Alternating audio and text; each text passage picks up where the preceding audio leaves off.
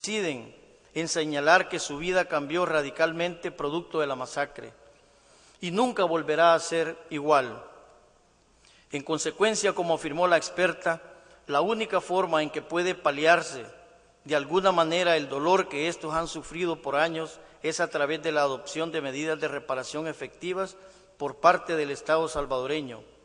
Además, como ha establecido esta honorable Corte, el Estado debe ser consecuente con la aceptación que ha realizado y adoptar medidas que no reincidan en hechos violatorios y no mantener situaciones incompatibles con la Convención como lo es la impunidad.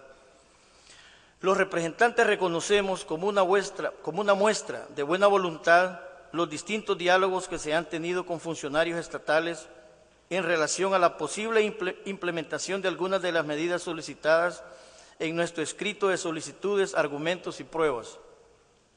Asimismo, reconocemos la importancia que tuvo para las víctimas el acto de reconocimiento de responsabilidad llevado a cabo el 16 de enero de los corrientes por el presidente Mauricio Funes. Sin embargo, es necesario que estos diálogos se traduzcan en la adopción de medidas efectivas que recojan el sentir de las víctimas. La primera de ellas es adoptar medidas para identificar a todas las víctimas asesinadas y sobrevivientes de la masacre. Como es del conocimiento de esta honorable Corte, los listados de víctimas que existen hasta la fecha han sido confeccionados a través de las investigaciones realizadas por tutela legal. La identificación de todas las víctimas es absolutamente necesaria para el establecimiento de la verdad oficial de lo ocurrido, así como para la determinación de las personas que tienen derecho a recibir reparaciones a raíz del daño causado por este caso. Los representantes solicitamos que la honorable Corte establezca un plazo específico para esta tarea. Sin embargo, es necesario que se deje claro que la implementación de las reparaciones de carácter general no puede sujetarse al cumplimiento de esta medida. Además, como la Corte escuchó el día de hoy, muchas de las víctimas sobrevivientes nunca pudieron recuperar los restos de sus seres queridos. En atención a ella, solicitamos a la honorable Corte que ordene al Estado adoptar medidas para la búsqueda y recuperación de los restos de las víctimas asesinadas, cuyos familiares así lo desean y en las condiciones que lo señaló la experta el día de hoy. Por otro lado, las víctimas han solicitado que el Estado adopte medidas para la creación de espacios de memoria y dignificación de las víctimas. En atención a ello, solicitamos que la honorable Corte ordene al Estado establecer sitios para la recordación de las víctimas en las distintas 6 poblaciones que fueron afectadas por la masacre. En particular, solicitamos que el Estado adquiera la vivienda de El Mozote, donde fueron asesinadas las mujeres, con el fin de establecer un centro de memoria donde puedan conservarse documentos y objetos relativos a la masacre. Asimismo, solicitamos que la honorable Corte ordene al Estado adoptar medidas para facilitar el retorno de las víctimas desplazadas, que hasta la fecha no han podido regresar si éstas así lo desean. Si bien el Estado ha manifestado que tiene voluntad de adoptar algunas de estas medidas, los representantes consideramos que con el fin de garantizar que las mismas sean implementadas de manera efectiva, es necesario que su adopción sea expresamente ordenada por la Corte. De esta manera se garantizará que las mismas sean cumplidas dentro del plazo establecido y que su implementación no sea sometida a la voluntad política de las autoridades de turno. Además, como señaló la perita Yáñez, dadas las dimensiones de la masacre y sus efectos, es necesario que esta Corte establezca criterios específicos para su puesta en práctica, incluyendo la creación de una institucionalidad adecuada y dotada de recursos. No obstante, deseamos hacer énfasis en que estas medidas de reparación solo tienen sentido si están acompañadas de verdad y justicia. Un primer paso en esta dirección es la eliminación de todos los homenajes a favor de las personas que dirigieron esta masacre, En atención a ello, los representantes solicitamos a la Corte que ordene al Estado que de manera inmediata elimine cualquier designación o reconocimiento a favor del Teniente Coronel Domingo Monterrosa, Armando Asmitia y cualquiera de las personas que participaron en los hechos. Asimismo, una verdadera reparación será imposible sin la realización de una investigación seria y efectiva de los hechos, así como la identificación, procesamiento y sanción de los responsables. En palabras de la señora Dorila Márquez, quien dice: queremos perdonar, pero necesitamos saber a quién. Muchas de las víctimas que lograron sobrevivir murieron con la esperanza de que algún día se haría justicia por estos hechos. Entre ellas, Rufina Maya, quien desde un principio denunció lo ocurrido y a quien hoy rendimos un merecido homenaje. Otras muchas que han luchado por la justicia, como el señor Pedro Chicas, hoy enfrentan graves enfermedades y temen nunca haber cumplido su anhelo. En este sentido, para que el reconocimiento estatal y los diálogos planteados tengan un efecto reparador y sean coherentes, es indispensable la reapertura inmediata de las investigaciones. Esto hasta el momento no ha ocurrido. Por lo tanto, es imperativo que esta honorable Corte le ordene al Estado y a la brevedad posible adopte las medidas a su alcance para cumplir con esta obligación. Como desarrolló en su peritaje el doctor Menéndez Leal, la ley de amnistía no solo es un obstáculo procesal para la investigación y sanción de graves violaciones a derechos humanos, sino que su vigencia refuerza la convicción de que este tipo de casos no pueden ser investigados. Para romper con este ciclo de impunidad, esta representación hace un respetuoso llamado para que la Honorable Corte afirme, de conformidad con su jurisprudencia, que esta amnistía es manifiestamente incompatible con la letra y el espíritu de la Convención Americana, pero además consideramos que en virtud de la realidad salvadoreña que ha sido probada en este proceso, debe ir más allá y ordenar expresamente su adecuación. Hay hoy cientos de víctimas y familiares de víctimas tienen sus ojos puestos en esta honorable Corte, con la esperanza de que los señores jueces y las señoras juezas contribuirán a que sus voces finalmente sean escuchadas y la verdad de lo ocurrido sea conocida. También esperamos que quienes cometieron estos atroces crímenes sean sancionados. Señores jueces y señoras juezas, ustedes tienen en sus manos la posibilidad de emitir una sentencia que se convierta en una llave para que la justicia en este caso no sea una utopía. El día de hoy ustedes escucharon a Dorila, Rosario y Margarita. En su voz está también la de Pedro Chicas y Rufina Maya, quienes inicialmente se atrevieron a denunciar estos hechos, la de María Julia Hernández, quien luchó incansablemente para la obtención de justicia en este caso, y la de todas las víctimas del Mozote y lugares aledaños que hoy en una sola voz dicen: Mozote nunca más, verdad, reparación y justicia. Hemos terminado los alegatos, señor presidente.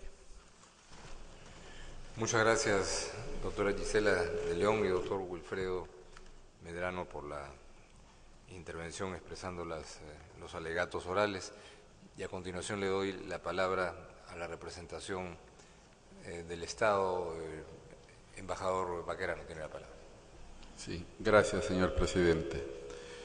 Honorable Corte Interamericana de Derechos Humanos, honorables representantes de la Comisión Interamericana de Derechos Humanos, distinguidos representantes de las víctimas y familiares presentes en esta audiencia,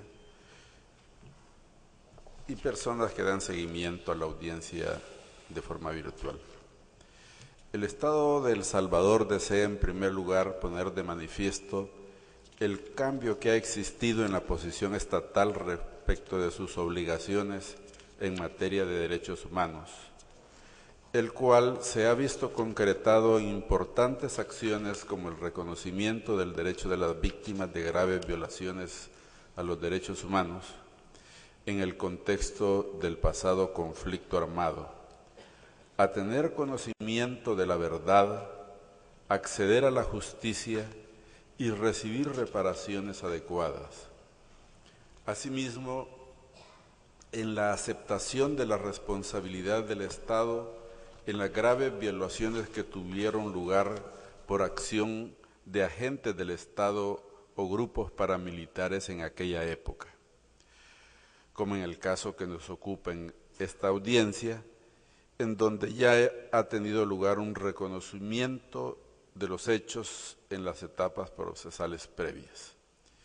Para desarrollar nuestra exposición sobre diversas medidas de reparación, solicito, señor presidente, ceder la palabra en primer orden al licenciado David Ernesto Morales Cruz, director general de Derechos Humanos de la Cancillería, luego al licenciado David Mena, coordinador de la Unidad de Diálogo Social de la Secretaría Técnica de la Presidencia, y finalmente al licenciado Samuel Hernández, subdirector general de Estadística y Censos. Gracias, embajador. Procederemos entonces con el orden que ha sido anunciado. Le doy la palabra al licenciado Morales Cruz. Gracias, su señoría presidente. En vista del amplio reconocimiento de los hechos que ya ha declarado el Estado en este caso, el cual ha sido expresado en la contestación de la demanda y reiterado en la presente audiencia, y que se refiere tanto a las graves violaciones de los derechos humanos que se produjeron como a las cuestiones relativas a la impunidad, nuestra delegación no ahondará en nuestro espacio de alegatos en estos aspectos respecto de los cuales está clara ya nuestra posición de Estado. Empero, sí estimamos oportuno reiterar ante la Honorable Corte que sobre los alcances de la competencia de este ilustre tribunal para conocer de los hechos aceptados, hemos ya declarado entender que la limitación de competencia presentada por el Estado el 6 de junio de 1995 no es oponible ni operativa en este proceso interamericano. En vista de ello, el Estado, si bien ha reafirmado la declaratoria de 1995, reitera que para este caso específico de la masacre del Mozote y sitios aledaños, acepta la competencia de esta honorable Corte para pronunciarse sobre los hechos que han sido reconocidos en nuestro escrito de contestación de la demanda, de conformidad con el artículo 62.2 de la Convención Americana. Dicho esto, el Estado desea referirse al conjunto de medidas de reparación que como nos ha señalado bien ya la señora Perita Sol Llanes, deben realizarse desde un enfoque integral, considerando una pluralidad de medidas e involucrando directamente a las víctimas. Al respecto, el Estado tiene en alta estima la meritoria labor que la comunidad de víctimas ha realizado en la preparación de este caso a través de la Asociación Pro Derechos Humanos de El Mozote, y las cuales han dado lugar a un conjunto de solicitudes expresadas en el correspondiente escrito de solicitudes, argumentos y pruebas presentado por los señores y las señoras representantes. Dentro de ese conjunto de medidas, el Estado desea referirse específicamente a las siguientes: la plena identificación de las víctimas de la masacre, tanto las personas ejecutadas como las y los sobrevivientes y sus familiares, igualmente el listado de las víctimas que sufrieron desplazamientos forzados. También la continuidad de exhumaciones de las víctimas que aún se encuentran pendientes.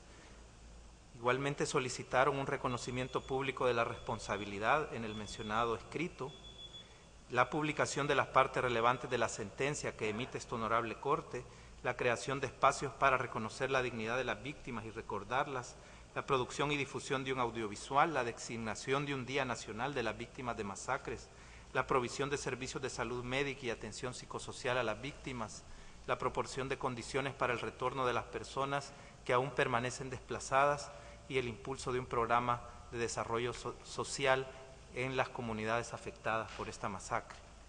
Respecto de estas medidas que he mencionado y que han sido solicitadas por los señores representantes, el Estado desea expresar en esta audiencia su disposición de aceptarlas y realizarlas en los plazos razonables que la naturaleza de cada una de ellas requiera. Esta disposición del Estado, no obstante, entendemos que es relevante que no se impulse a través de acciones estrictamente unilaterales, sino que las particulares de cada medida deberían atender en principio los estándares que esta honorable Corte determine en la correspondiente sentencia sobre reparaciones en el presente caso.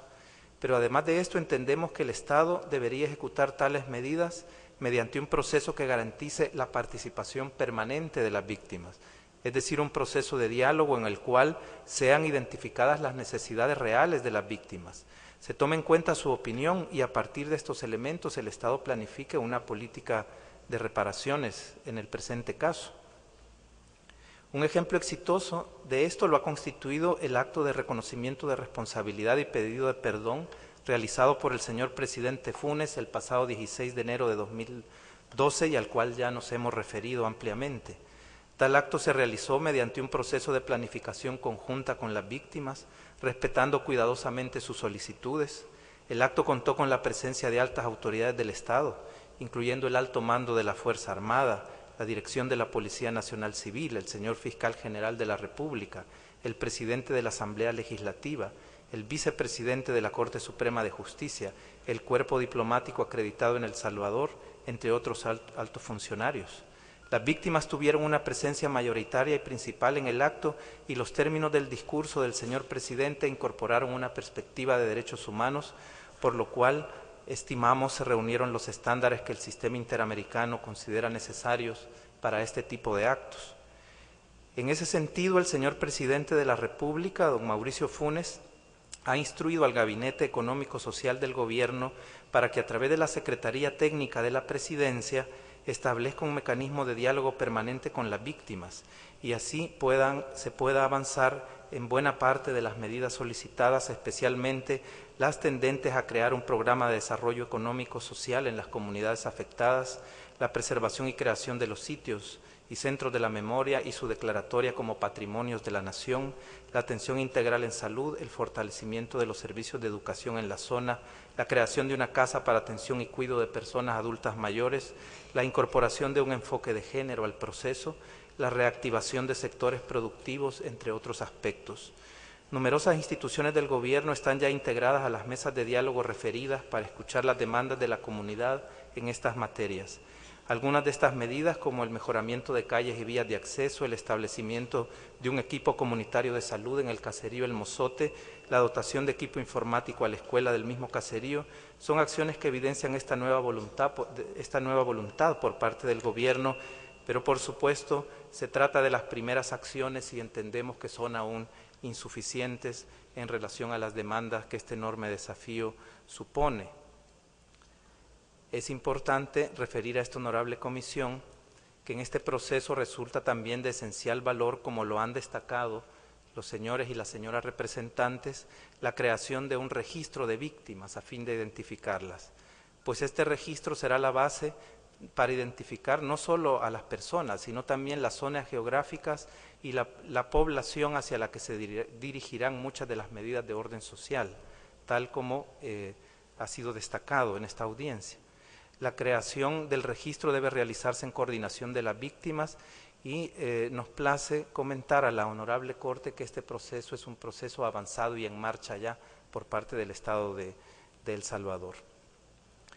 En vista de ello, nosotros solicitamos a la Honorable Corte que valore positivamente el avance de ambos procesos, tanto el proceso de un diálogo permanente como el proceso de creación del registro. Hemos estimado importante referirnos más detalladamente en la presentación de estos alegatos orales a ambos aspectos.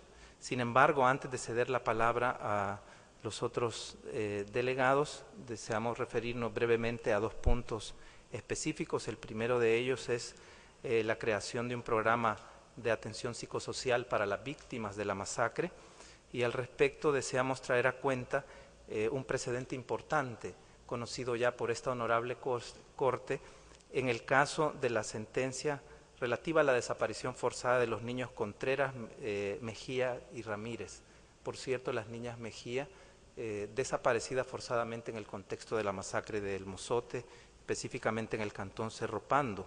Durante la tramitación de dicho procedimiento, los representantes de las víctimas en ese caso y el Estado solicitamos de manera bilateral la asesoría de la señora experta Sol Llanes, quien reside en El Salvador y tiene experiencia de muchos años en trabajo con víctimas en nuestro país, y ella nos destacaba requerimientos técnicos y fases de implementación que sería importante adoptar para desarrollar este programa. El Estado desea reiterar, como lo hicimos en el caso Contreras, Mejía y Ramírez, su plena disposición de avanzar en la creación e instalación de este programa a través del Ministerio de Salud de El Salvador, en los términos que ya pues prefigurábamos en este importante precedente anterior. Igualmente deseo referirme al aspecto ampliamente señalado por los señores representantes referido a evitar homenajes a los responsables de la masacre.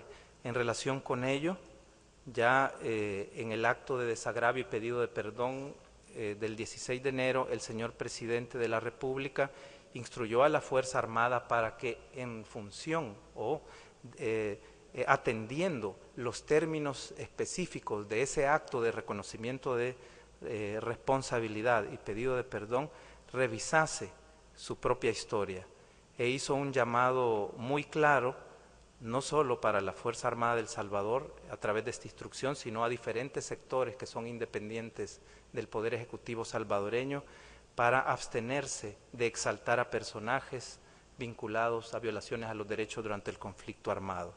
Independientemente de este proceso abierto internamente por el señor presidente en El Salvador, el Estado está con la total disposición de atender lo que disponga esta honorable Corte al respecto en relación con este punto. Manifestado lo anterior, su señoría presidente, solicito su venia para ceder la palabra a los señores David Mena y Samuel Hernández sucesivamente.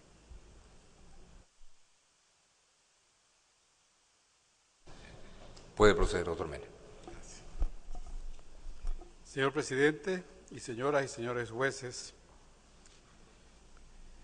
queremos destacar que el acercamiento del gobierno de El Salvador con la Asociación de Derechos Humanos de la Comunidad del Mozote se ha traducido en un diálogo productivo a través de varias reuniones efectuadas entre diciembre del año pasado y marzo del presente, con la participación de delegados gubernamentales y directivos de dicha asociación y otras personas invitados por esta. Por ejemplo, el 21 de diciembre de 2011 se realizó un encuentro cuyo resultado se expresó en dos acuerdos. Primero, constituir una mesa de diálogo el día 25 de enero de 2012, que ya está constituida, y segundo, la definición de necesidades inmediatas de los habitantes de la comunidad del Mozote. Por ejemplo, atención médica y psicológica para personas de la tercera edad, alimentación y alojamiento permanente para ancianos sin familiares que les cuiden, la creación de oportunidades de ingresos monetarios para hombres y mujeres de la comunidad a través de la creación de empleos u otras formas de trabajo remunerado, y principalmente la realización conjunta del registro de víctimas y familiares de la masacre de El Mozote. Esas necesidades fueron recogidas por el presidente Mauricio Funes en su discurso del 16 de enero, pronunciado en la comunidad del Mozote, ya como lo hemos dicho, fecha en la que conmemoramos los salvadoreños el 20º aniversario de la firma de los acuerdos de paz entre los insurgentes y el gobierno de turno de 1992. Me permito leer rápidamente los compromisos que el presidente Funes adquirió durante su discurso. Primero, se comprometió a la creación de la mesa conjunta del gobierno con la Junta Directiva del Mozote. Segundo, efectuar el registro de los familiares de víctimas de la masacre. Tercero, instalar un equipo comunitario de salud familiar en la zona de El Mozote. Cuarto, asistir técnica y financieramente la producción agrícola y la producción de productos étnicos. Quinto, el mejoramiento de vías de acceso. Sexto, la construcción de viviendas para las personas afectadas. Séptimo, albergue para personas de tercera edad sin familia. Octavo, la dotación de equipo de computadoras a la escuela local. Noveno, la dotación de agua potable. Décimo, un programa nacional de reparación de víctimas. Y 11º, la creación de lo que denomina el presidente el segundo territorio del programa presidencial Territorios de Progreso. En esa perspectiva, entonces, el 23 de enero de 2012, preparamos conjuntamente con la directiva de los derechos humanos del Mozote la agenda que desarrollaríamos el 25 de enero, cuando se instalaría oficialmente la mesa de diálogo. Así, en la reunión del 25 de enero de 2012, se trataron 2 puntos centrales. Primero, una explicación sobre los compromisos del presidente anunciados el 16 de enero anterior. Y segundo, una explicación sobre la metodología para el registro de las víctimas. En esta reunión del 25 de enero de 2012 participaron 14 delegados de la Asociación de Derechos Humanos del Mozote y 4 invitados en calidad de asesores por dicha directiva. Representando al gobierno estuvimos 24 delegados de los Ministerios de Salud Pública, Educación, Obras Públicas, Turismo, Agricultura y Ganadería, Desarrollo Comunal, Apoyo al Desarrollo de las Mujeres y de la Secretaría Técnica. En esa oportunidad, el 25 de enero de 2012, los acuerdos fueron 2. 1. La creación de equipos conjuntos para la concreción de los compromisos del presidente, incluido el registro de las víctimas, base necesaria para lograr el segundo acuerdo, que consiste en la formulación de un plan de desarrollo integral para las víctimas. Así, el 24 de febrero de 2012 se realizó una reunión en la casa parroquial del municipio de Periquín, en Morazán, aledaño a la comunidad del Mozote, con la finalidad de crear los equipos de trabajo. De esta manera, conjuntamente formamos 6 equipos. Uno, al que denominamos equipo coordinador del diálogo, que está constituido por doña María Dorila Márquez, don Wilfredo Medrano y el padre Rogelio Poncel, y por el gobierno representando don David Morales y su servidor. El segundo equipo denominamos equipo del registro de víctimas. Este está constituido por la hermana Ann Griffin, que es la coordinadora de dicho equipo, José Pablo Portillo, María del Rosario López y el delegado del Gobierno Central, Samuel Hernández, subdirector de Estadísticas.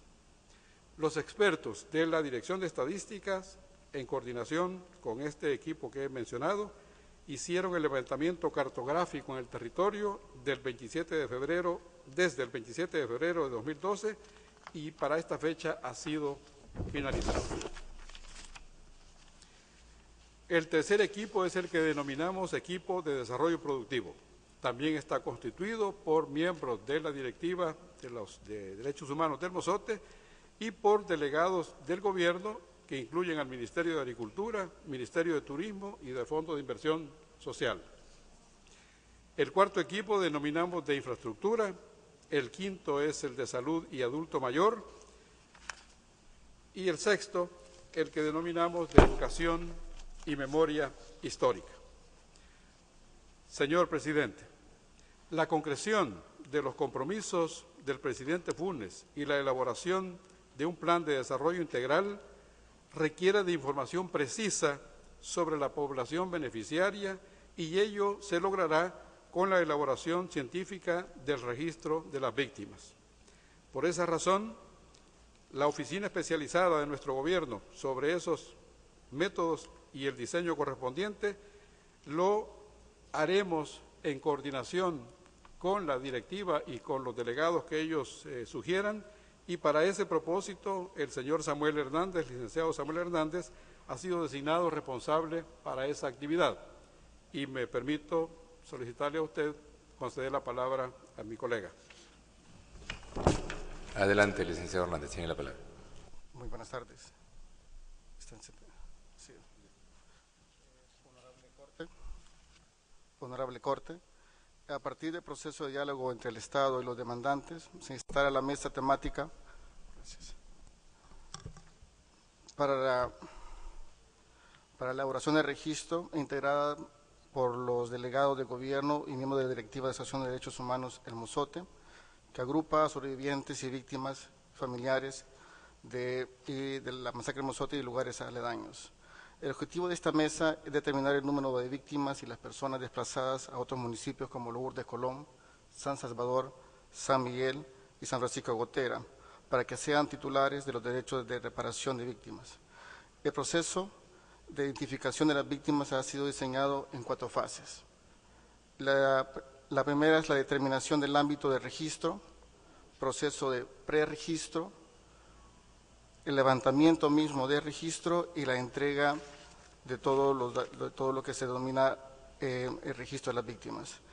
Cada una de las fases ha sido definida técnicamente en el marco de un proceso de diálogo permanente con las víctimas y sus representantes, el cual ha incluido al menos 3 reuniones a partir de enero de este año, entre ellas las personas identificadas como referentes históricos, haciendo alusión a la masacre del Mozote.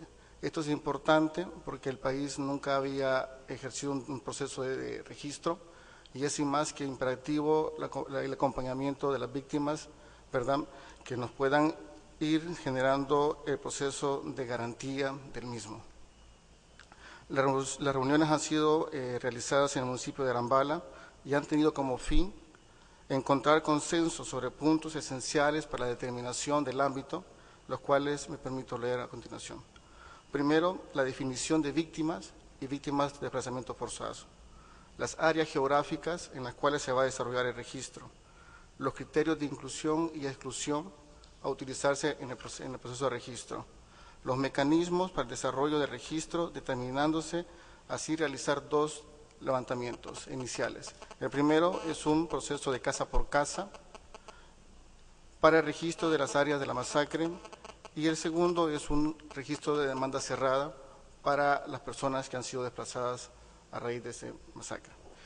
La incorporación de características socioeconómicas y sociodemográficas es una necesidad que se estableció conjuntamente.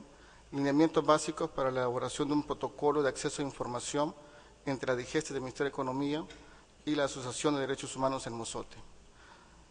Y 7, la firma de un convenio que será en los primeros 15 días del mes de mayo próximo. Se acordó, como parte de la etapa previa del registro, realizar las siguientes actividades: levantamiento cartográfico de las áreas en las que se realizará el registro casa por casa, la elaboración de instrumentos de captura de datos, diseño y elaboración de programas de captura, diseño de la base de datos, el diseño y elaboración del sistema de gestión y el diseño y elaboración de sistemas integrados de información, todo lo cual ya fue desarrollado. En relación al proceso de registro, su desarrollo en campo, procesamiento y revisión conjunta por referentes históricos y técnicos de la DIGESTI, llevará 4 semanas aproximadamente. Se proyecta iniciar en los primeros 15 días de mayo próximo del presente año, a fin de permitir el proceso de garantía, el levantamiento de registro. Cada uno de los miembros de la mesa de registros tendrá acceso diario de levantamiento y la ejecución del mismo. Como parte de la política integral de reparación, se está desarrollando un mecanismo que permita la administración permanente del mismo. O sea, no estamos levantando un registro físico único, es un registro de inicio que permitirá la incorporación en la medida que se requiera de otras víctimas, ¿verdad?, que no sean levantadas en los primeros 12 procesos. Muchísimas gracias, señor presidente. Muchas gracias, licenciado embajador. Con esta exposición, señor presidente, estaría concluida nuestra participación. Muchas gracias. Ha concluido el alegato oral por parte del Estado y le doy la palabra a los señores representantes de las presuntas víctimas para que ejerzan su derecho de réplica si así lo quieren hacer. Adelante. Gracias, señor presidente.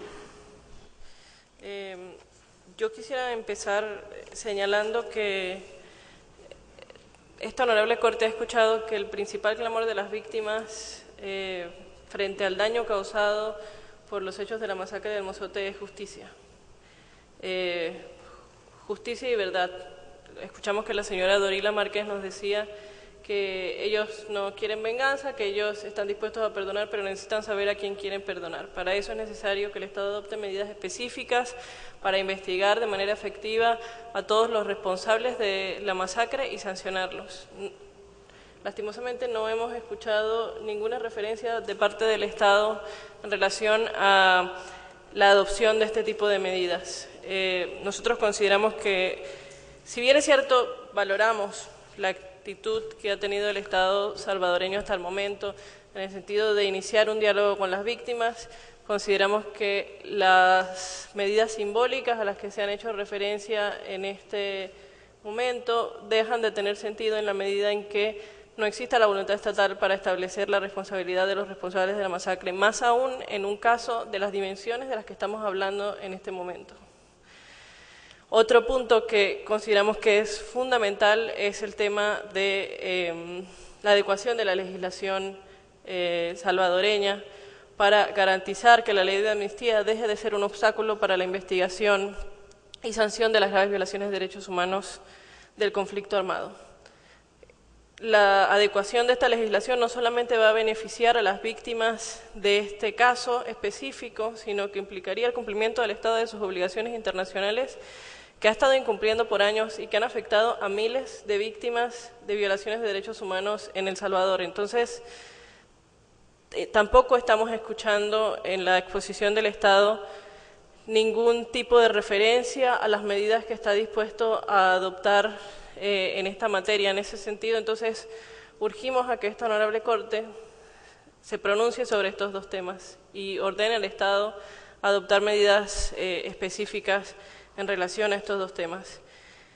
En segundo lugar, quisiera señalar que nos complace escuchar la aceptación del Estado salvadoreño de algunas de las medidas de reparación que están contenidas en nuestro escrito de solicitudes, argumentos y pruebas, a las cuales hasta el momento no se había referido.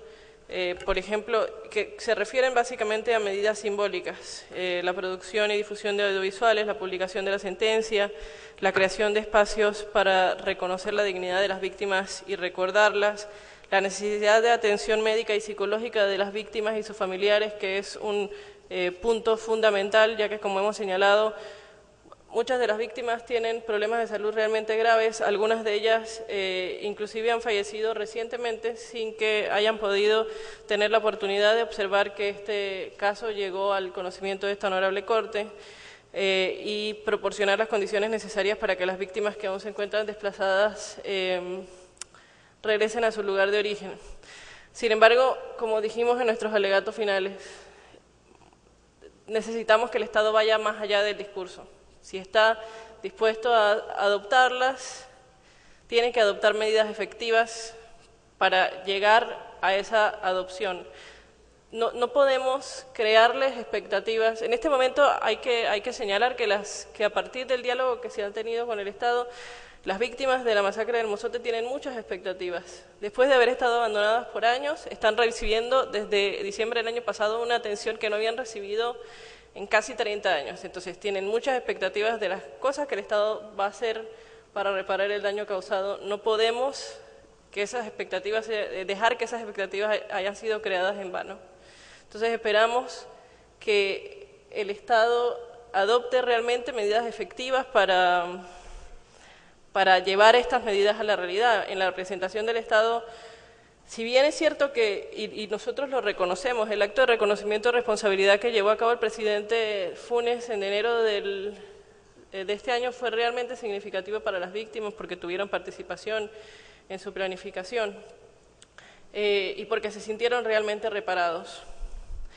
Pero aparte de la referencia a ese acto que sí fue efectivo y que sí fue significativo, lo que hemos escuchado en la presentación del Estado salvadoreño se limita a las conversaciones que hemos tenido hasta el momento con el Estado. No hemos escuchado acerca de la adopción de medidas efectivas, específicas, para llegar a la adopción de esas medidas. Y en particular quiero referirme al tema del registro. Dentro de los diálogos que hemos sostenido con el Estado, se ha planteado que es necesario que el registro sea una de las primeras medidas que se cumplan, y nosotros estamos de acuerdo con eso. Hay muchas de las medidas que se están solicitando que necesitan la identificación de quiénes son las víctimas concretas de la masacre para poder ejecutarlas.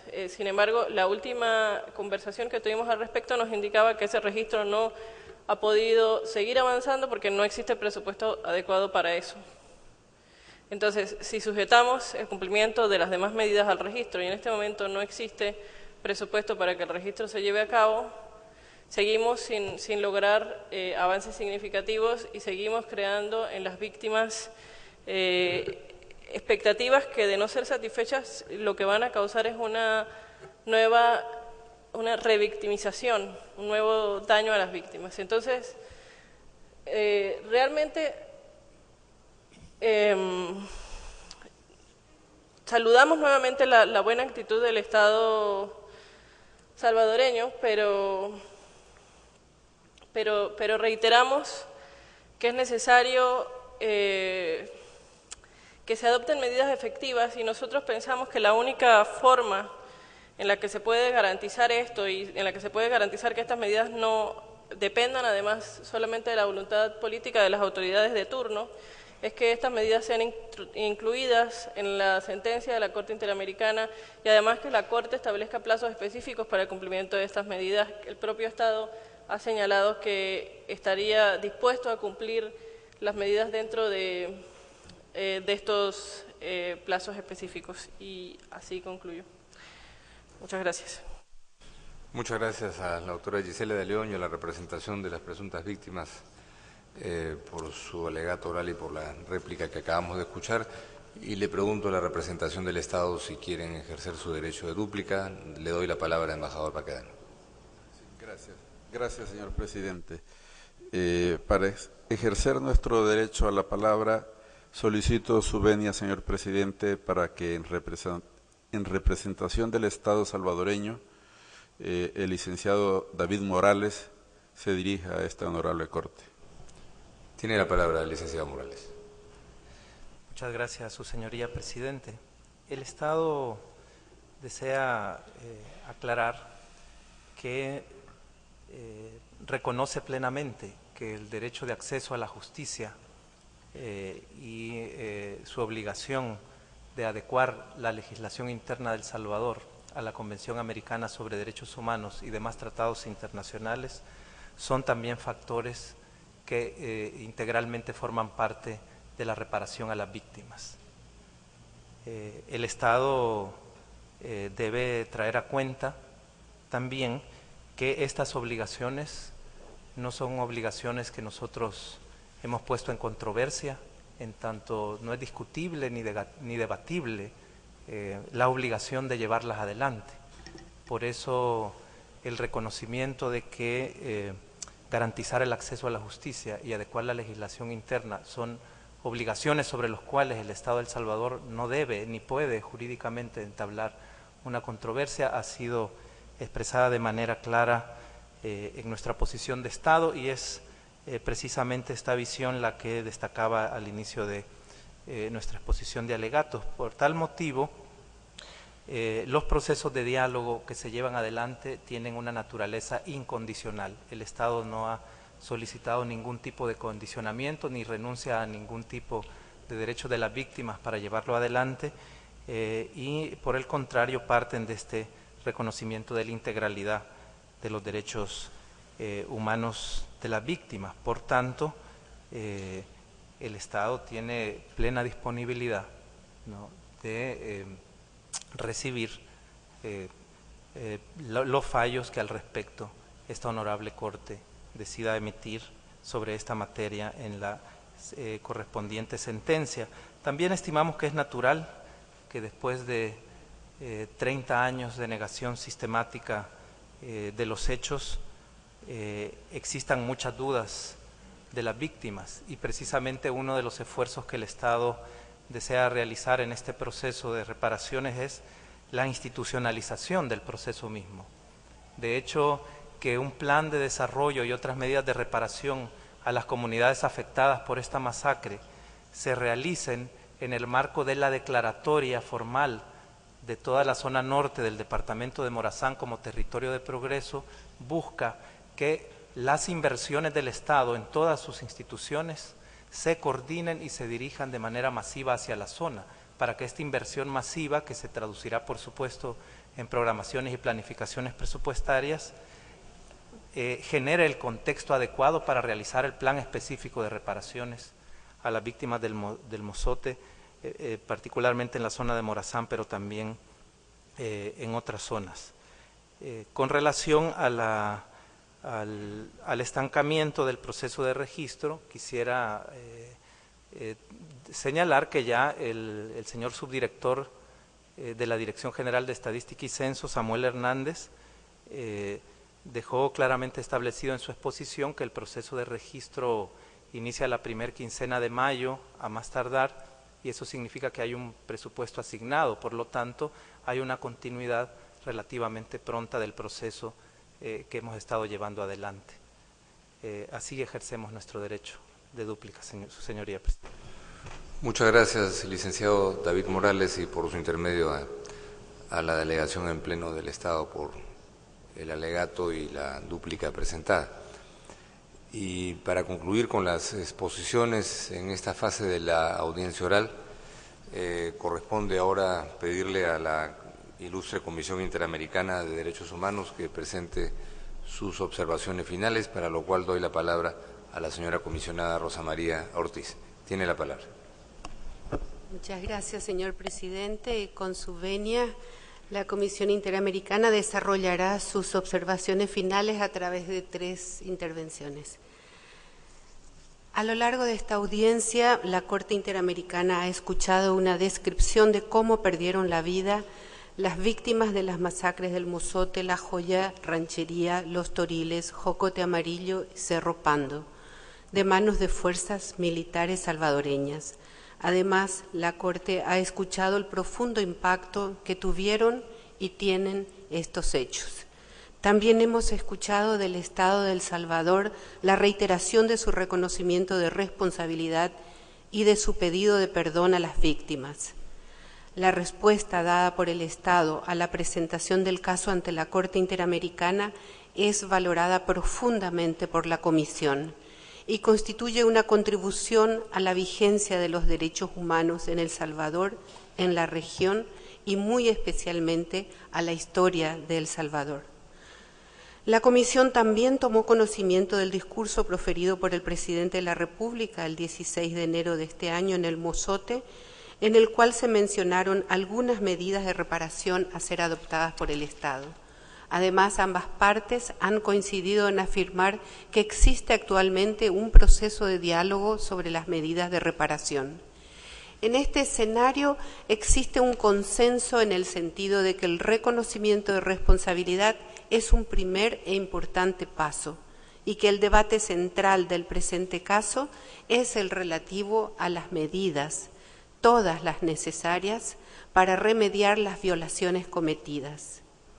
Una reparación que debe ser asumida con la mayor prioridad, que tome en cuenta el contexto y la forma en que ocurrieron los hechos, su impacto individual y social y muy especialmente la necesidad imperativa de justicia.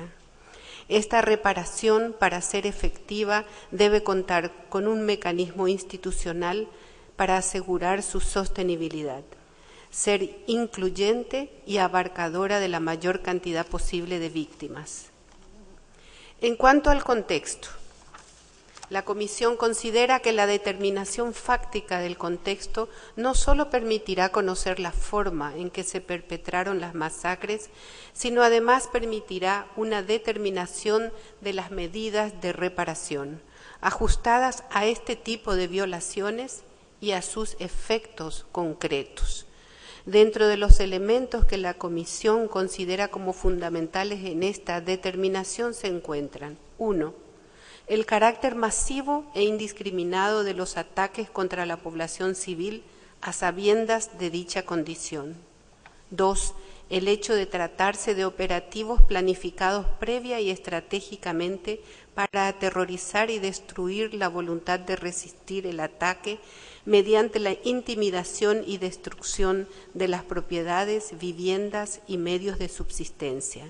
En el caso de El Salvador, el operativo estuvo planificado para lograr el aniquilamiento de la población de estas comunidades. Como el comandante del batallón Atlat, el Domingo Monterrosa, denominó, se buscaba arrasar a las bases sociales, incluyendo a niños, mujeres y adultos mayores.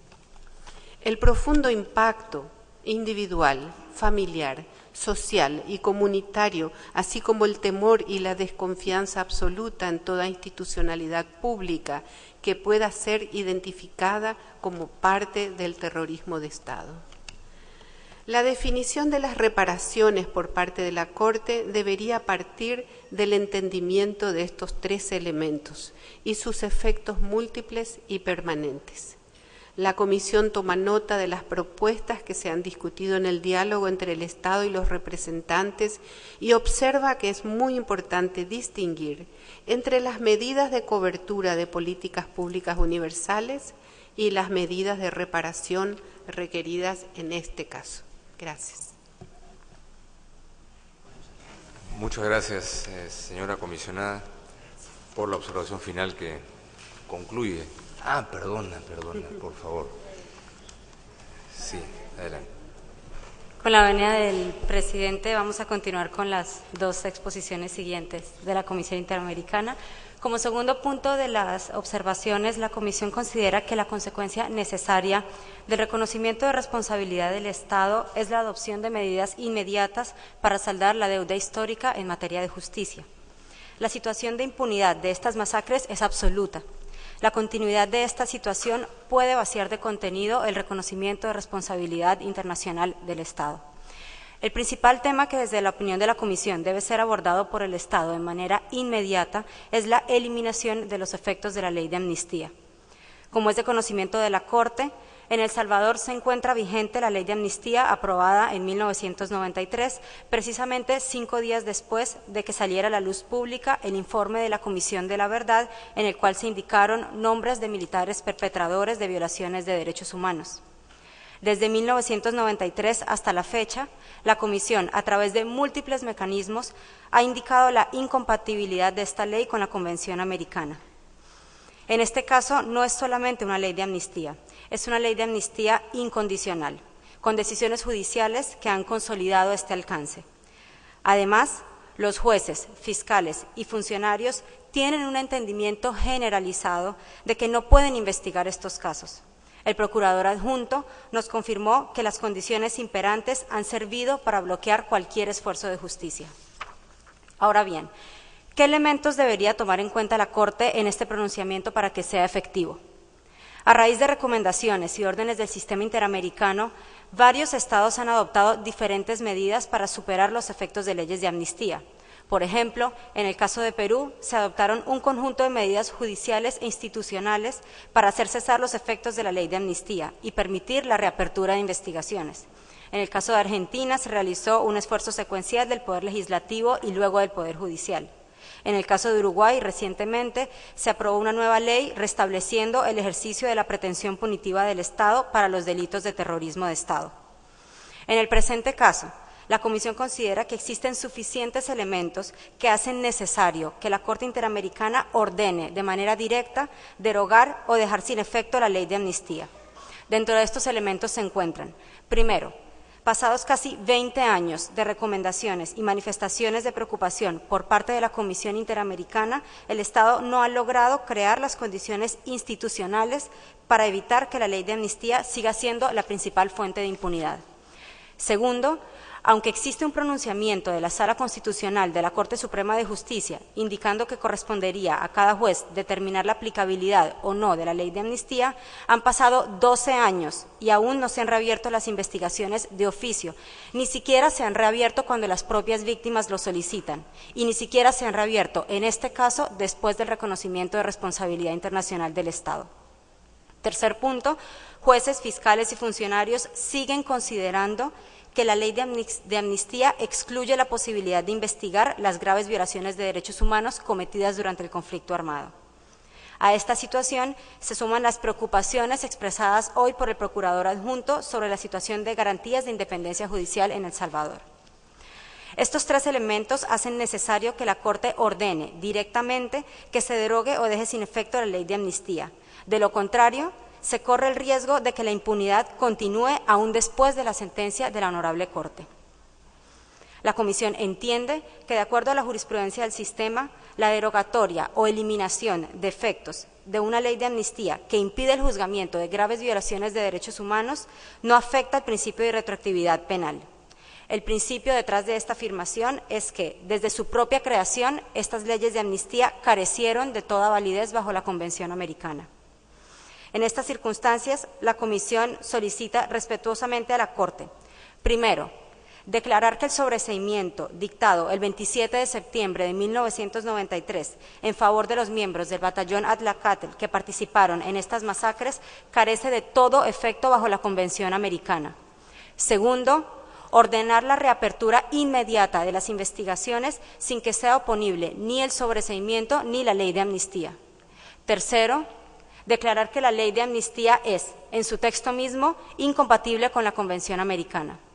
Cuarto, establecer que la decisión de la Sala Constitucional de la Corte Suprema de Justicia del año 2000 en 12 años no ha modificado la incompatibilidad de la ley de amnistía ni ha producido ningún impacto en la situación de impunidad. Quinto, derogar la ley de amnistía a través de ordenar al Estado de El Salvador dejar sin efecto o derogar la ley de amnistía a través de los mecanismos legales y constitucionales respectivos que, como indicó el Procurador Adjunto esta mañana, existen e incluso algunos podrían estar en cabeza del Gobierno. Y sexto, capacitar a los funcionarios judiciales y fiscales sobre la incompatibilidad de la ley de amnistía con la Convención Americana y la carencia de efectos jurídicos en la investigación y sanción de los responsables de violaciones de derechos humanos ocurridas durante el conflicto armado. Con la venia del presidente, voy a pasar la palabra a la secretaria ejecutiva adjunta para concluir. Gracias, doctora Silvia Serrano. Le doy la palabra a la secretaria adjunta, Elizabeth Abienbechet. Adelante. Gracias. Finalmente, la Comisión considera necesario referirse a la identificación de las víctimas y a la aproximación que considera que correspondería en un caso con características excepcionales como el presente. El Estado ha señalado expresa y reiteradamente que reconoce a más de 1 millar de víctimas. Es un caso emblemático y excepcional por múltiples razones. El propio Estado lo calificó como la masacre más grande en la historia contemporánea de América Latina. En circunstancias normales corresponde a la Comisión la identificación de las víctimas de un caso a través de su informe de fondo. En el informe de fondo del presente caso, la Comisión describió los esfuerzos realizados para la mayor identificación posible de víctimas y la necesidad de adoptar un criterio flexible y no definitivo al respecto. Entre estas particularidades, compartimos con la Corte los hechos ocurrieron en zonas rurales de difícil acceso, los medios utilizados para cometer las masacres por su propia naturaleza obstaculizan la identificación completa de las víctimas. Por ejemplo, en varias de las masacres se quemaron los lugares donde quedaron los cuerpos y el mismo EAAF, el equipo forense de Argentina, explicó que este elemento dificulta la identificación de las víctimas fallecidas. Los familiares sobrevivientes pudieron volver a la zona tan solo días o semanas después, cuando muchos cuerpos habían sido desmembrados por los animales. Casi la mitad de las víctimas fueron niños y niñas, cuestión que implica una seria dificultad en la identificación, pues como explicó el EAAF, por la temprana edad en que fueron asesinados, sus huesos aún estaban en proceso de formación y eran particularmente frágiles. No existen registros o certificados que pudieran ofrecer un listado de víctimas que vivían en los cantones y caseríos. De hecho, la alcaldía de la jurisdicción de Meanguera fue incendiada en el conflicto armado. El terror causado por estos hechos generó desplazamientos a otras localidades y las primeras diligencias estatales, tanto la toma de testimonios como las exhumaciones ocurrieron más de 10 años después de las masacres y no fueron exhaustivas, entre otros factores. Con base en estos elementos, todos atribuibles al mismo Estado, la Comisión considera que este caso, con sus circunstancias particulares, se encuadra precisamente en la excepción prevista en el reglamento de la Corte en cuanto a la carga de identificación de víctimas.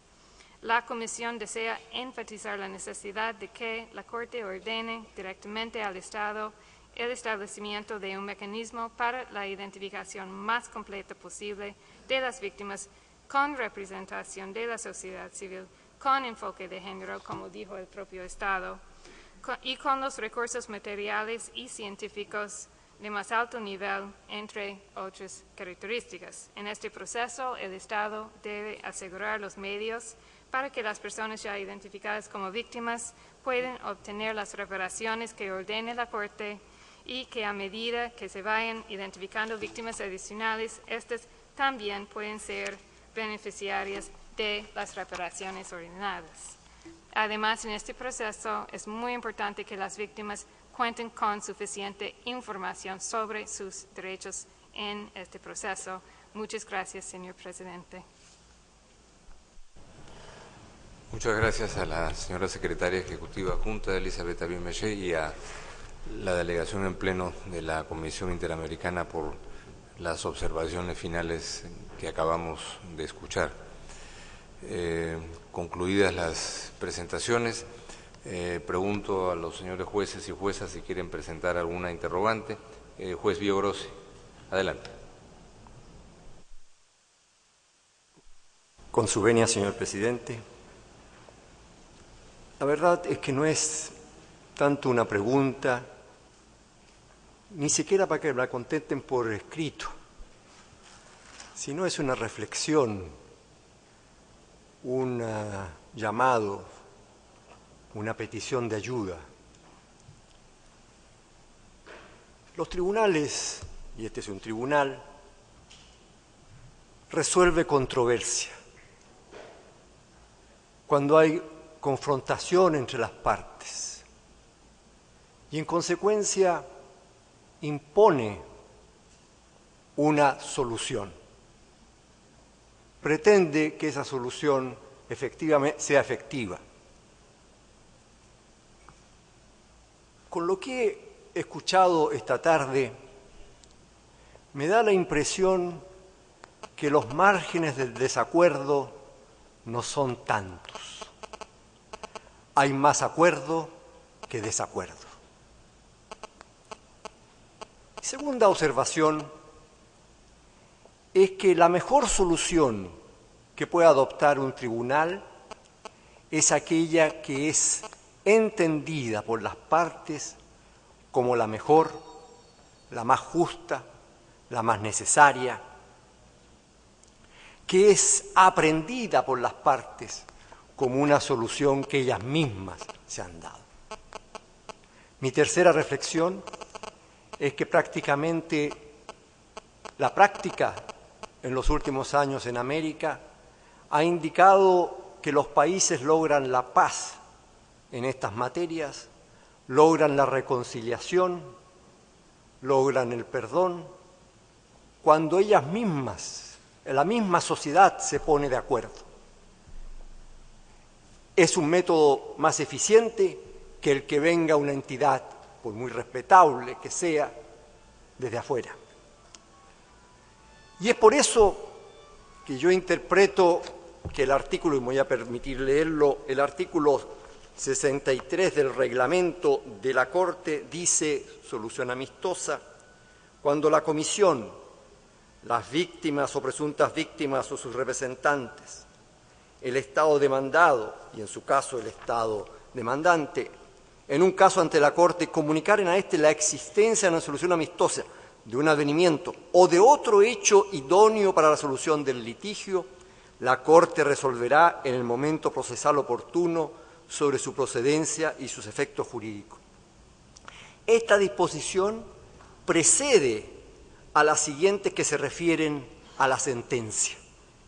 Y esta disposición en el artículo 63 del reglamento tiene que ver con el artículo 63.1 de la Convención Americana, que señala a la letra: cuando decida que hubo violación de un derecho o libertad protegidos en esta Convención, la Corte dispondrá que se garantice al lesionado en el goce de su derecho o libertad conculcado. Dispondrá asimismo, si ello fuere procedente, que se reparen las consecuencias de la medida o situación que ha configurado la vulneración de esos derechos y el pago de una justa indemnización a la parte lesionada. ¿Por qué no es posible que al menos que las partes involucradas continúen con el proceso de acuerdo y que, aunque no sea total, le permita a la Corte dictar una sentencia que recoja ese acuerdo y, por lo tanto, que va a tener un peso dentro de la sociedad salvadoreña muy grande, pero además sería un ejemplo para América, porque sería algo que no tanto se impone, sino que algo que se asume. Daría cuenta que la solución de los problemas de derechos humanos en democracia es distinta a la que ocurre cuando hay dictaduras. Dejo la reflexión planteada, señor presidente. Gracias. Gracias, juez Biogrossi. Y le pregunto al juez Pérez Pérez si quiere formular alguna interrogante. No tengo preguntas que formular. Muchas gracias, juez Pérez Pérez. Jueza Abreu Blondet. Gracias, jueza May Macaulay.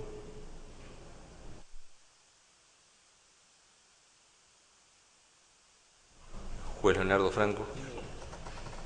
Juez Ventura Robles. No, señor presidente. Yo sí voy a hacer algunas preguntas, pero no tanto de reflexión, sino muy fácticas, ¿no? Si algunas se pueden responder ahora y si no, tal vez las pueden incorporar en los alegatos escritos.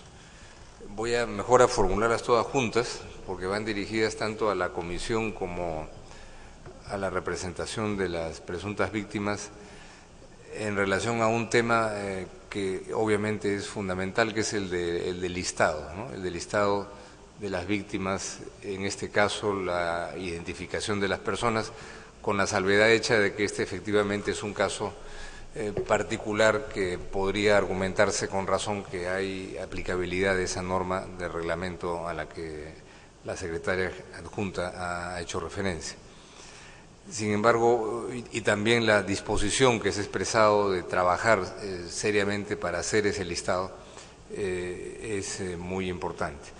Sin embargo, yo quisiera hacer 2 o 3 preguntas que van dirigidas, algunas exclusivamente a la comisión, otras a la comisión y a los representantes y otras exclusivamente a los representantes. A la comisión, 2 preguntas. Hay una referencia a las mujeres víctimas de violación y en consecuencia víctimas de la violación de los artículos 5 y 11 de la Convención. Es más que todo una precisión, que si es que en el planteamiento de la comisión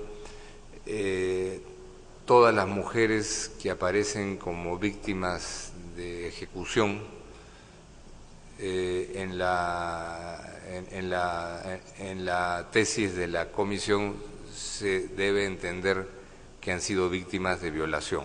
Si pueden eso aclararlo para tener el elemento de interpretación más claro.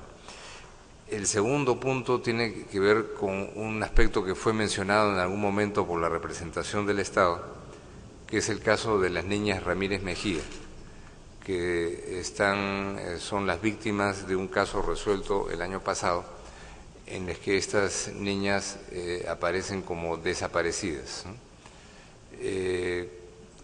¿Cómo se compatibilizaría eso con la información de que estarían aquí víctimas de una ejecución extrajudicial, o hay algo ahí que pudieran precisar, que creo que sería útil para la Corte? Luego un par de preguntas que valen tanto para la comisión como para los representantes, porque hay unas listas de familiares y de sobrevivientes, y es para que se nos precise si es que cuando se mencionan ahí los sitios, quiere decir que esos sobrevivientes y familiares estaban en alguno de los lugares de los hechos, de acuerdo a lo que se establece en el informe de la comisión y en el escrito de los representantes. El tema del artículo 21 y la propiedad privada, ¿no? Si es que hay algunos elementos de información que nos pudieran precisar la identidad de las personas que fueron víctimas de la violación a este derecho, o si también, hasta donde parece ser, también es un tema que tiene que dejarse pendiente para completar el registro de víctimas, o si ya es posible cerrar la lista en esta materia de la violación al artículo 21.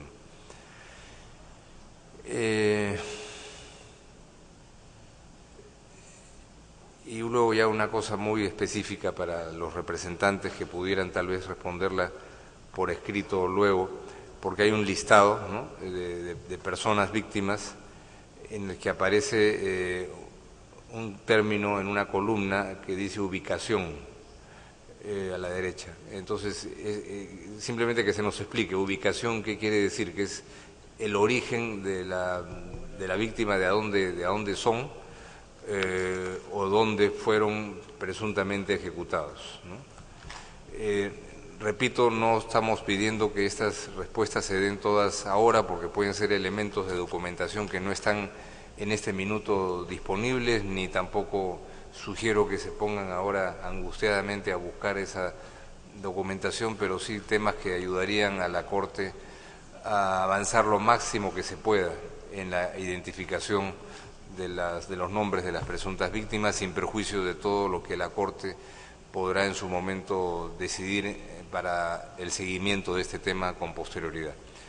Entonces, tal vez le pediría primero a la comisión y luego a los representantes que expresen sus comentarios. Si quieren hacerlo ahora, lo pueden hacer más adelante, si así lo quieren hacer. Sí. Comisionada Ortiz. Muchas gracias, señor presidente. Si me permite, me gustaría en primer lugar hacer una breve referencia a lo dicho por el juez Biogaso. Es en relación a la posible solución amistosa. Creo entender en sus palabras el valor que toda solución amistosa otorga a las partes. Sin embargo, es conveniente recordar que pasaron 30 años y que estamos ante un Estado que se ha demostrado débil para la solución de este problema, sobre todo en lo que se refiere a justicia. No así en cuanto a la posibilidad de que en ambas partes, Estado y representante de las víctimas o las propias víctimas, puedan determinar de qué manera tomar las medidas de reparación. Pero en lo que se refiere a justicia, da la impresión de que 30 años es suficiente como para entender que precisan una medida de la Corte. En relación a las preguntas del señor presidente, quisiera referirme aquí a mis compañeras presentes para dar respuesta a sus preguntas. Gracias, señor presidente. Sin perjuicio de ampliar en el escrito de observaciones finales, en cuanto a la violación sexual, queremos aclarar que no se trata de que todas las mujeres que fueron identificadas en el informe de fondo sean víctimas de estas violaciones. El análisis de la comisión fue en el siguiente sentido. La comisión encontró declaraciones testimoniales, principalmente la declaración de Rufina Maya, quien narró que vio directamente como cuando las mujeres en la masacre del Mozote, que es decir, la primera masacre, dividieron a las mujeres, hombres y niños. En el grupo de las mujeres particularmente fueron sacando a las más jóvenes, las llevaron a un cerro y las violaron sexualmente. Esto estaba en el expediente de la comisión como una narración de una declaración testimonial de una de las víctimas sobrevivientes y además testigo presencial de este hecho en particular. Esto además estaba confirmado por informes como el informe de tutela legal del arzobispado, en el sentido de que esto había ocurrido, incluso algunos militares que habrían manifestado que habrían cometido violaciones sexuales en el marco de la masacre, además del informe de la Comisión de la Verdad. Es decir, con estos elementos la comisión encontró que ocurrieron violaciones sexuales en el marco de la masacre del Mozote, siendo la mayor delimitación de víctimas posible el hecho de que fueron por lo menos seguro en el marco de la primera masacre y por lo menos seguro las mujeres más jóvenes en el marco de la primera masacre. Ahora, la comisión desafortunadamente para el momento de pronunciarse sobre el fondo no contaba con ningún nombre de una víctima en esta situación, bajo el entendimiento de la comisión en el informe de fondo de que correspondía al Estado identificar a las víctimas de todas las violaciones, las diferentes violaciones que ocurrieron en el caso. La comisión consideró necesario declarar la violación como algo que estaba probado en el expediente y dejar al Estado como una de sus recomendaciones específicas que identificara a estas víctimas con estos elementos para la delimitación. El hecho de que era la masacre del Mozote y el hecho de que eran las mujeres más jóvenes que estaban en ese lugar y que fueron reunidas por militares para esa finalidad. Eso en cuanto al tema de violación sexual. En cuanto a las hermanas Ramírez Mejía, efectivamente, cuando la comisión estaba analizando el fondo del caso, se dio cuenta que también estaban dentro de los listados las hermanas Carmelina y Ana Julia Ramírez Mejía, y precisamente por eso el entendimiento que tenemos, y lo podemos revisar, es que fueron excluidos sus nombres de la lista final de la Comisión Interamericana en el informe de fondo, precisamente para no generar una duplicación respecto de la situación de estas dos niñas, bajo el entendido de que se encontraban desaparecidas forzadamente y que estos hechos estaban siendo analizados por la Corte en el marco de otro caso. Estas dos niñas fueron excluidas del listado de la Comisión Interamericana por esta razón. Ahora, en cuanto al tema de los sobrevivientes y los familiares, efectivamente la comisión aportó 3 anexos del informe de fondo. 1, víctimas ejecutadas que había logrado identificar hasta el momento, y 2, víctimas familiares sobrevivientes o solo sobrevivientes. Es decir, hay algunas personas de este listado que tienen la doble condición de familiar y sobreviviente. Hay algunas personas que tienen únicamente la condición de familiar porque, por ejemplo, estaban lejos del lugar y días después volvieron y se dieron cuenta que sus familiares habían fallecido, o personas que no tenían ningún familiar en la zona pero que estaban allí y sobrevivieron a la masacre por alguna u otra razón, a las masacres. Entonces hay algunas personas que tienen la doble condición y otras personas que tienen las diferentes condiciones. Por obvias razones, para la comisión fue imposible determinar de todo este grupo de personas quiénes están en cada situación específica, bajo el mismo entendido de que corresponde al Estado también llevar a cabo esta determinación para la determinación de reparaciones, pero lo que nos interesa destacar es que las violaciones que se declararon en el informe de fondo para víctimas familiares o sobrevivientes son las mismas, que es principalmente violaciones del derecho a la integridad psíquica y moral y violaciones respecto de los temas de justicia.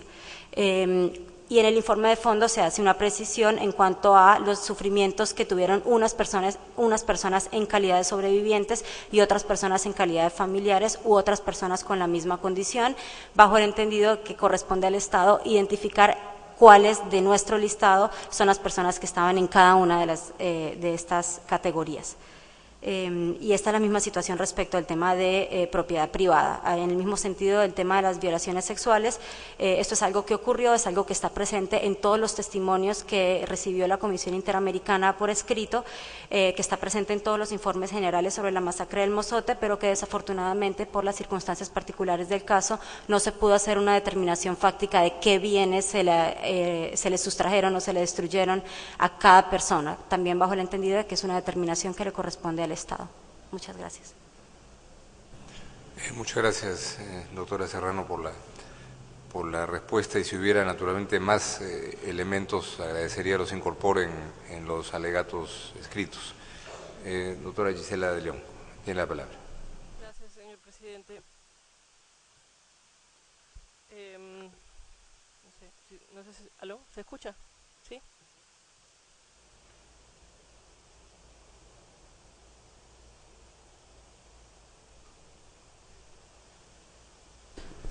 Gracias. Gracias, señor presidente. Si me lo permite, quisiera referirme también inicialmente a la reflexión del señor juez Villagrossi en relación a la posibilidad de una solución amistosa en este caso. Nosotros consideramos que la justicia interamericana, como su origen lo dice, es una justicia subsidiaria. A nosotros nos hubiera gustado poder solucionar este caso en la vía interna.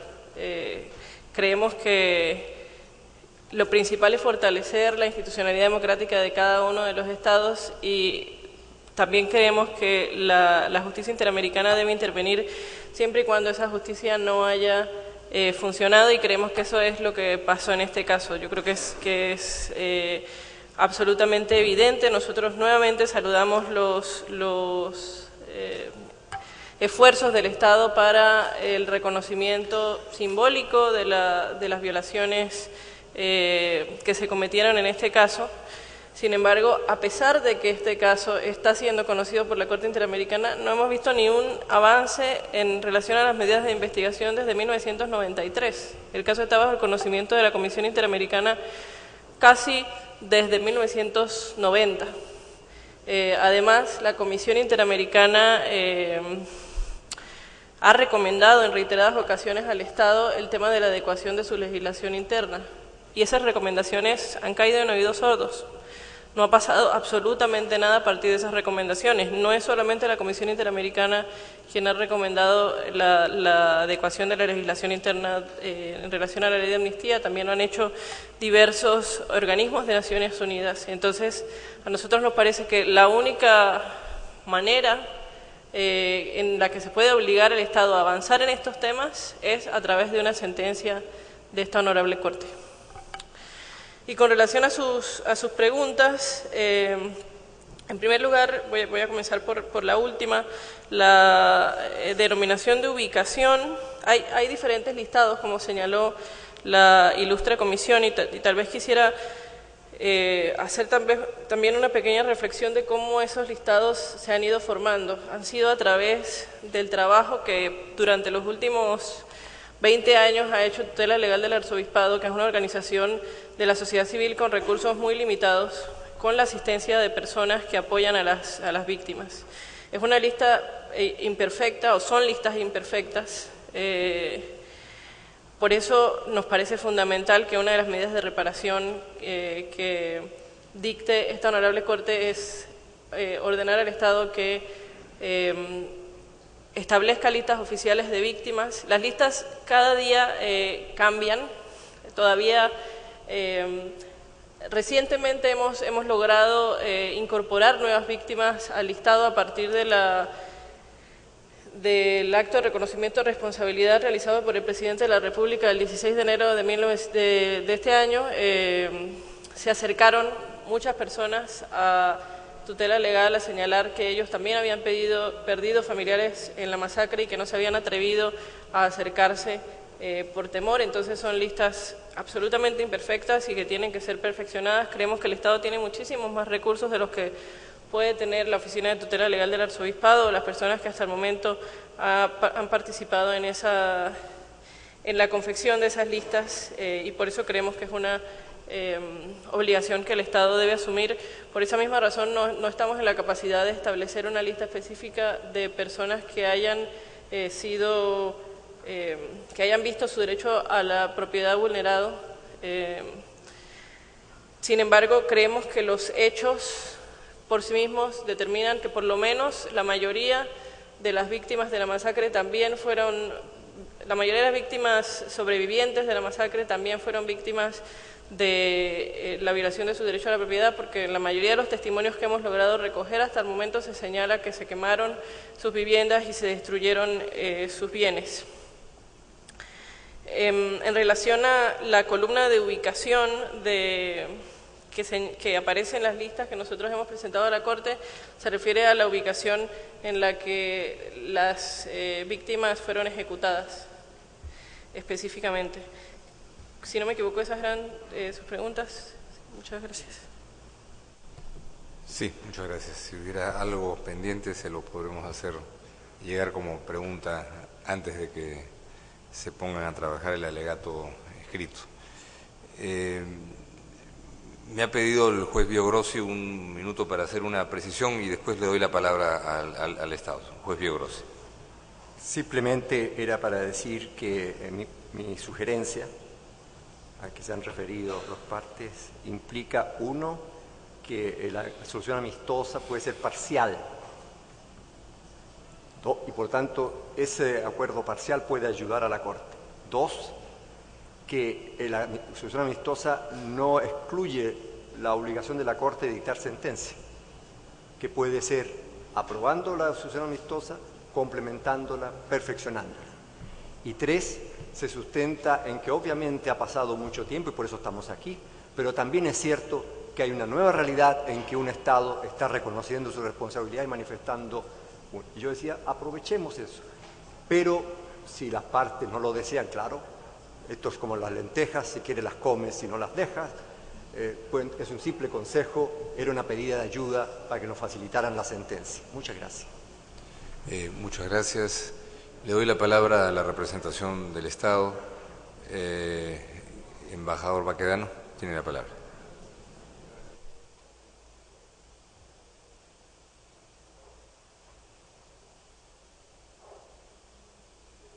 Señor Presidente, solicitamos su venia para que el licenciado David Morales pueda hacer algunos comentarios relacionados con las observaciones hechas por usted.